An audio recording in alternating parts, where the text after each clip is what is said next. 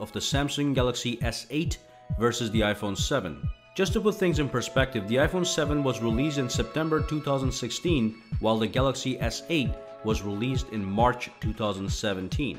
So we have a 6-month gap between the two. Apple and Samsung are the most popular smartphone makers in the world, and as such are the biggest rivals. Inevitably, people are asking questions like, is the S8 better than the iPhone 7, or is the iPhone 7 better than the S8? And of course, the big question, shall I get the S8 or the iPhone 7? In this video, we will do a deep dive into every aspect of these smartphones and deliver a crystal clear answer for the viewer. Let's dive in and start with the build and design. iPhone 7 and the Galaxy S8 are both high-quality smartphones built with premium materials. They do take a different approach to their craftsmanship. The iPhone 7 is a full unibody aluminum build with a sleek and continuous form factor. The Galaxy S8 is crafted out of glass both on the front and rear and surrounded by metal around the edges of the device. So unquestionably, both phones emanate a premium sensation when you hold them in your hands. But the actual design is a different story altogether. The Galaxy S8 looks far superior to the iPhone 7. First and foremost, it retains the signature design element of having dual curved edges, which already produce a magnificent look. And secondly, there's no physical home button on the front, which allows a large and tall display to dominate the front side. It simply looks stunning. The iPhone 7 is not an ugly phone, but it cannot compete with the S8 in terms of beauty. So although both the S8 and iPhone 7 have a rich build quality, the win for the design does go to the S8. As for water resistance, the iPhone 7 Plus has an IP67 grade water resistance, while the S8 has a higher IP68 grade water resistance, again giving the lead to the S8, as you can actually submerge this phone into water up to 1.5 meters for 30 minutes without any water damage. You can literally record videos or take photos underwater if you so desired. As for speakers, the iPhone 7 has 2 stereo speakers that are louder and produce richer sound than the S8's single non-stereo speaker. And of course, another thing that might be important to some but not all is that the S8 retains the 3.5mm headphone jack. Of course, the iPhone 7 ships with a Lightning to 3.5mm adapter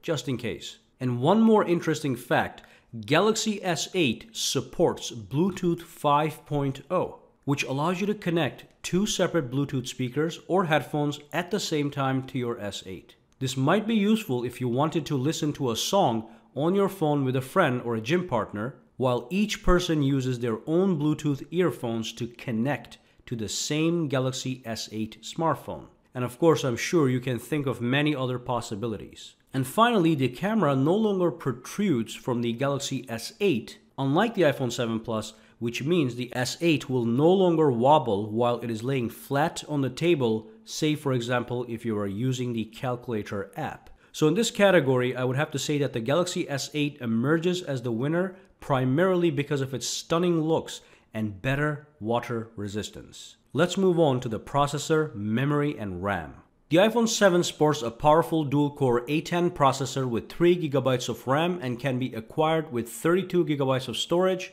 128GB of storage, or 256GB of storage. The Galaxy S8 also sports a powerful processor, a quad-core Snapdragon 835 CPU with 4GB of RAM.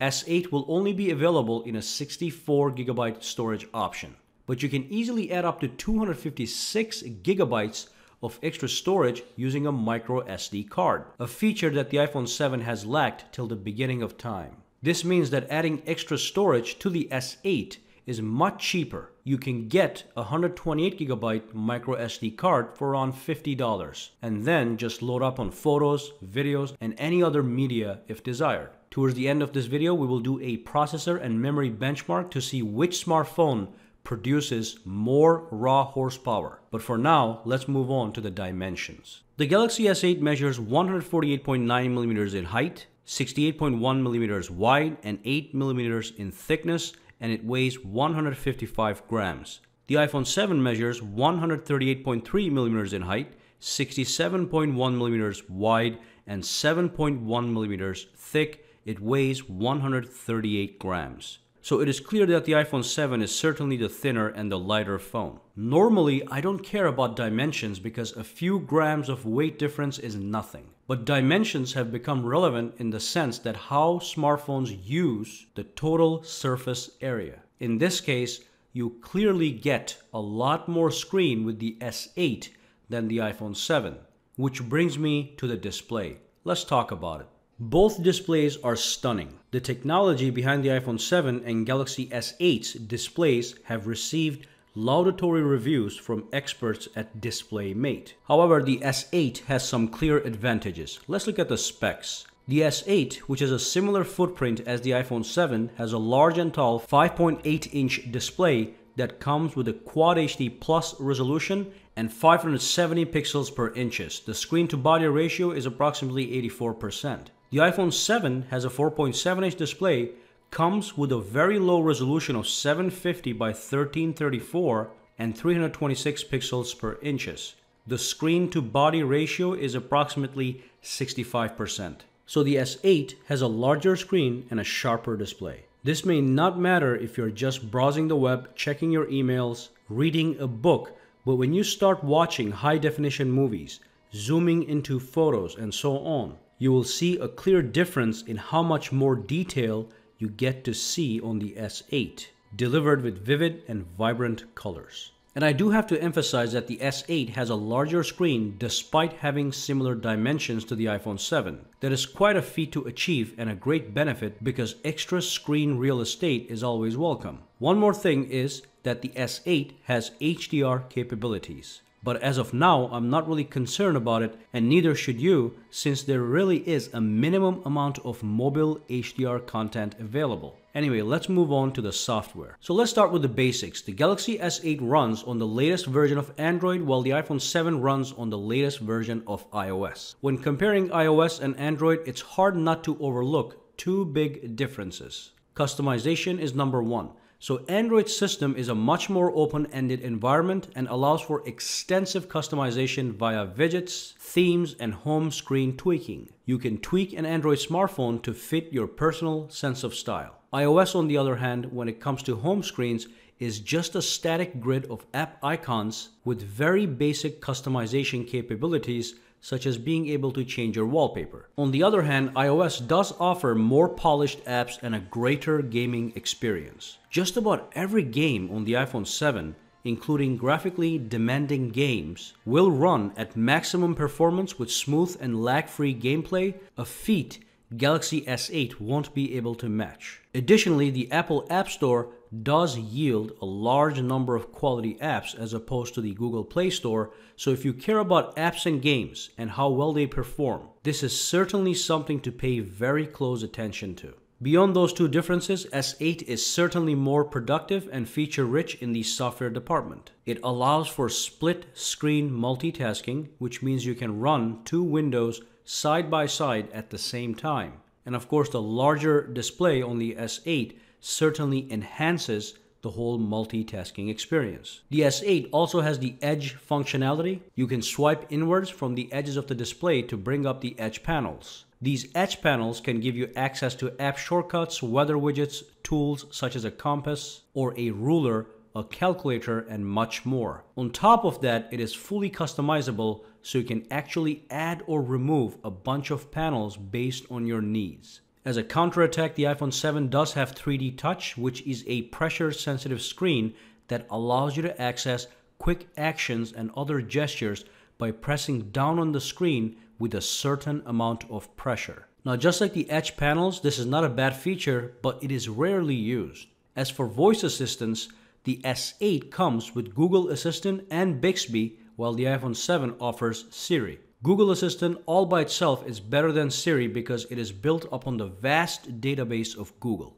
It knows very well what you're asking for and delivers precise results quickly, whether you're asking for directions or requesting information on a subject. On top of that, S8 also has Bixby, which makes the voice command package simply superior to just having Siri. So it is clear from everything I mentioned that the Galaxy S8 is more customizable, feature-rich, and productive overall. However, where Apple wins is the app ecosystem. Like I said, the Apple App Store will offer superb gaming experience and provide more polished and quality apps in comparison to the Google Play Store. For app-driven people, this might be important enough to stick with Apple. So now let's move on to the camera. Let's get the numbers out of the way. The S8 sports a 12 megapixel rear-facing camera with an aperture of f1.7, and the iPhone 7 has a 12 megapixel camera with an aperture of f1.8. Both phones have optical image stabilization. So which camera is better? It's really hard to say. They both take razor-sharp photos in daytime and have a great low-light performance, meaning you can take photos at nighttime and actually get a clean photo without too much noise. If you're an average consumer, which most people are, you'll be satisfied with either one of these cameras, but if you are the type to pay special attention to detail, you will notice that the S8 has a slightly better camera, especially when it comes to low-light photography. What about video? So both phones can record in 4K at 30 frames per second, 1080p at 30 or 60 frames per second, and 720p at 240 frames per second for super slow motion video. These are all great options to have. On the front, we have a 7 megapixel camera for the iPhone 7 and an 8 megapixel for the S8 Plus. They both do an amazing job of capturing selfies or video conferencing. So what is the story with the camera? Let me repeat. If you are an average consumer, and most people are, you will be satisfied with either one of these cameras because they take fantastic pictures. The S8 does have a slight edge, but it's not big enough for me to recommend one over the other. These are both world-class smartphone cameras. Now let's move on to the battery. In a few of my tests, the Galaxy S8 in fact beat the iPhone 7 in battery life by almost an hour for normal usage patterns. Although this is true for the S8, remember that the S8 Plus is unable to beat the iPhone 7 Plus's battery life for normal usage. So just keep that in mind. And of course, not only does the S8 win in battery life, it gives you more battery charging options. It has wired fast charging as well as wireless fast charging. As an example, consider this. It almost takes 2.5 to 3 hours to charge the iPhone 7 fully, while the S8 is ready to roll within 1.5 hours with fast wired charging. So in this category, the win certainly goes to the S8. Now let's talk about biometrics and security. In this regard, the Galaxy S8 gives you more choices to unlock your phone than the iPhone 7. It has a fingerprint sensor, an iris scanner, and a facial recognition tool, while the iPhone 7 only has a fingerprint sensor. Now, I'm not a fan of the fingerprint sensor placement on the rear of the S8 right next to the camera because I use it all the time and I really do prefer it in the forefront of a smartphone so that I can unlock the phone even when it is laying flat on the table without having to pick it up. Additionally, fingerprint sensor isn't just used for unlocking our smartphones anymore, but it can be used to purchase apps, use Apple Pay or Samsung Pay, sign into fingerprint-enabled apps, and more. So it is in fact more convenient to have it in the forefront for easier access. But that is a personal choice of mine. As far as actual biometric security options are concerned, the S8 does have a bit of a lead. However, it is wise to mention that the facial recognition is not secure, which makes it a joke because even a picture of your face can be used to unlock your phone if you were using the facial recognition tool. Therefore, I would say that in terms of usable options that are actually secure, the S8 has an iris scanner and a fingerprint sensor, while the iPhone 7 has a fingerprint sensor. All these sensors work fast and they're accurate. Now let's move on to colors and pricing. The S8 comes in only one version, a 64GB model with 3 color options, black, silver, and gray. In certain markets, you can get it in gold or blue. The iPhone 7 can be acquired in 32GB, 128GB, or 256GB models, and you can see all the corresponding prices on the screen. You can get it in rose gold, gold, white, silver, black, jet black, and red colors. Now let's do a benchmark. Let's launch Geekbench benchmarking tool to see which one of these smartphones produce more raw horsepower. And of course, we will fast forward to the end of the test to see what the results are. As you can see, the S8 and the iPhone 7 are powerhouses. However, the S8 does have the lead in multi-core score, while the iPhone 7 is the winner in single-core score.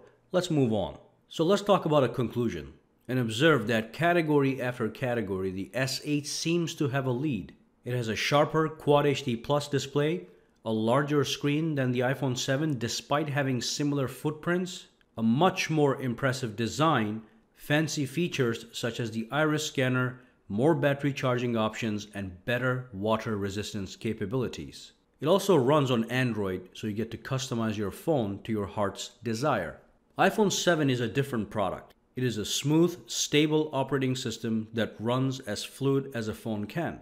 It has no customization properties, but it has a powerful app ecosystem.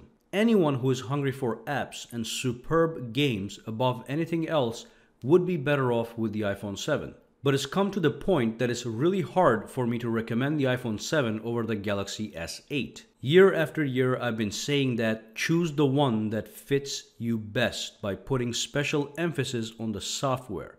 But this time, the S8 simply feels like a technological marvel. And so I'm compelled to say that if you really are thinking of making a decision between these two smartphones, Samsung will in fact satisfy your hunger for a more technologically advanced smartphone, which is also capable of virtual reality. So there you have it. Get the S8. The real rival that will have a greater chance to compete with the S8 will most likely be the next iPhone. And that brings us to the end of this video. Well, thank you for watching this video, guys. Make sure to subscribe to Saki Tech and give this video a thumbs up, and stay tuned for more smartphone videos just like this. Have a fantastic day.